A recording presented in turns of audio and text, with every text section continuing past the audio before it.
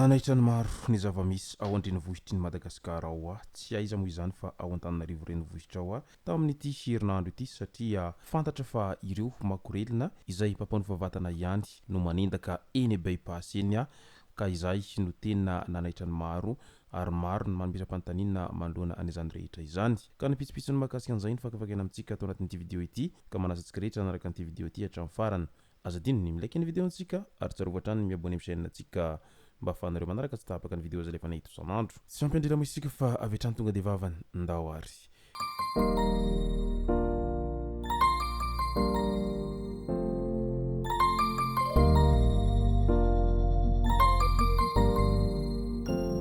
ny tonga tsy miarahaba hono na mantesitra ka dia faly miarahaba isika rehetra mpanaraka tsy tapaka an'ity chaîne ity ny tenako amin'ity androandroany ity arakina zay efa natsipiko zay dia ny mahakasika ny raharaha fanendahana izay nataon'ireo makorelina tena bypass no tena iompanantsika atao anatin'ity video ity fa milohan'izay dia ndao aloha resantsika ireto tsara fantatra manaraka ireto resaka tsy fandriampahalemana ao andrenivohitra ao taxi moto iray izay nitsoka niaraka tamin'ny vola sy zavatra hafa atao anatin'ny poketra ny vehivavy anankiray voalaza fa vola mitentina 20 tapitrisa ariary no noentin'ity mpamily taxi moto ity nitsoka teny amin'ny centre commercial teny Ambodivona lasa ihany koa ny telefona sy ny carte bancaire ho iatrany ilay ramatoa avy niaraka nakavola tany amin'ny banky ity ramatoa iray ity izay niaraka tamin'ny taxi moto ary mbola niaraka hividy entana izy ireo nasain'ilay taxi moto nidina moa izy rehefa tonga teny amin'ny centre commercial teny Ambodivona vao tafidina ilay ramatoa dia lasa ilay taxi moto nirifatra nitsoka voaraikitra tao anatin'ny caméra de surveillance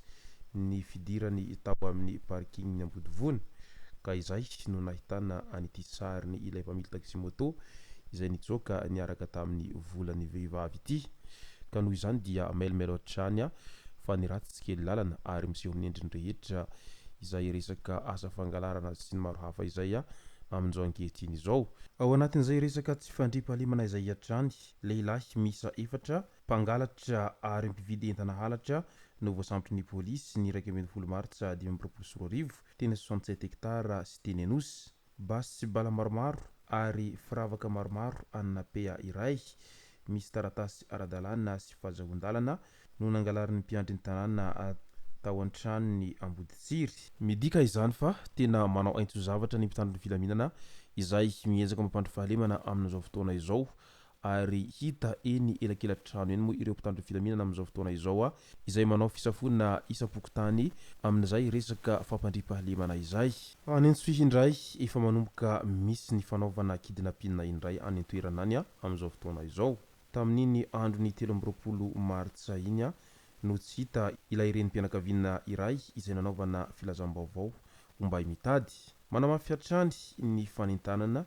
isika voaka rehetra indrindra fa ireo mponina ao Antsohihy ny fianakaviany mba hiantso ny laharana 873 220 770 raha vao mahita tranga hafahafa eny anivon'ny fiarahamonina na mahita mivantana ilay ramatoa fa tena malahelo sady mitaraina mafy ny fianakaviana afaka atao ihany koa ny mampandre ny mpitandro ny filaminana akaiky anao indrindra raha toa ka mahita sy mandre an'izay vaovao mahakasika an'ity ramatoa ity marina fa olona salamasaina tsara izy ary tsy misy aretina mitaiza ilay manao akanjo manga misy mavo amin'ny sary iray io ilay renim-pianakaviana tsy hita izay angatahana fiarah-miasa amintsika rehetra araky ny nambaran'izy ireo hatrany fanadinana baccalauréat indray raha tsy misy ny fiovana dia hanomboka ny 1 Jolay 2024 izao ny fanadinam-panjakana baccalauréat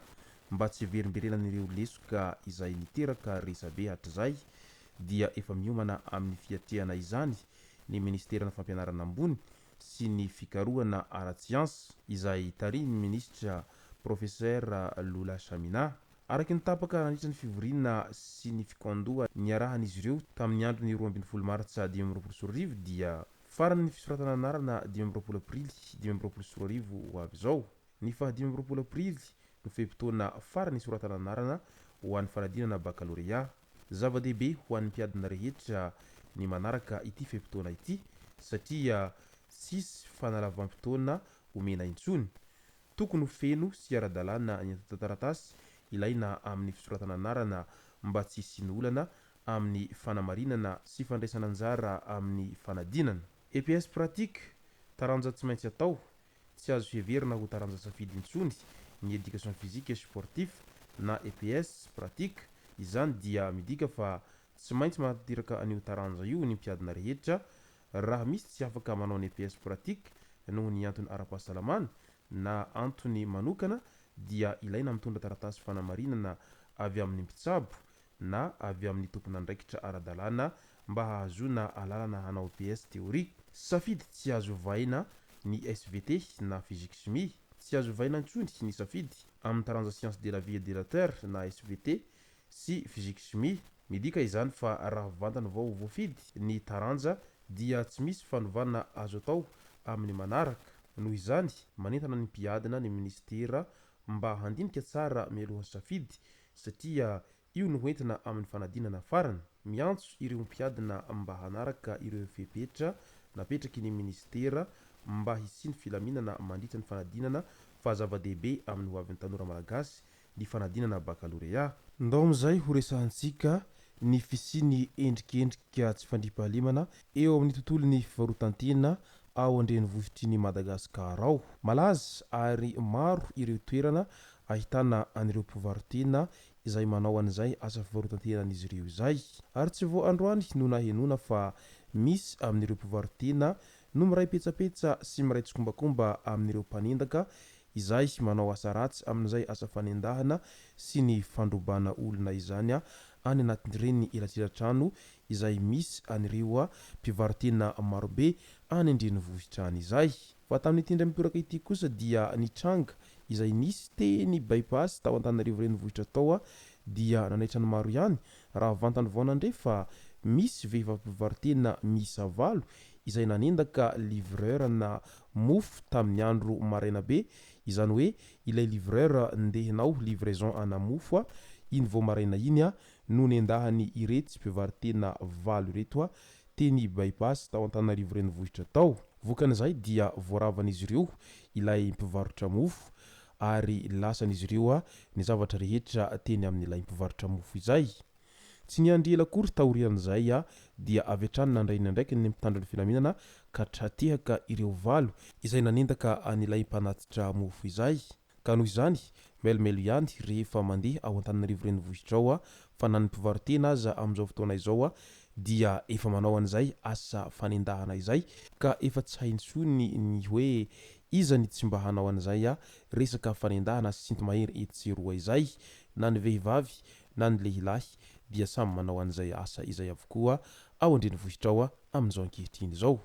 Izay ny masaka azona roso tao anatin'ity video ity tompoko lasy tomboko vavy misaotratsika rehetra nanaraka an'ity video ity hatramin'ny farany. Azadino ny milaiky ny video antsika ary tsarovatrany ny miabone amin'ny chaîne antsika mba fanareo manaraka tsy tahavaka ny video zay rehefa nahita isan'andro. Tomboko lasy tomboko vavy mankasitraka dia marary soa.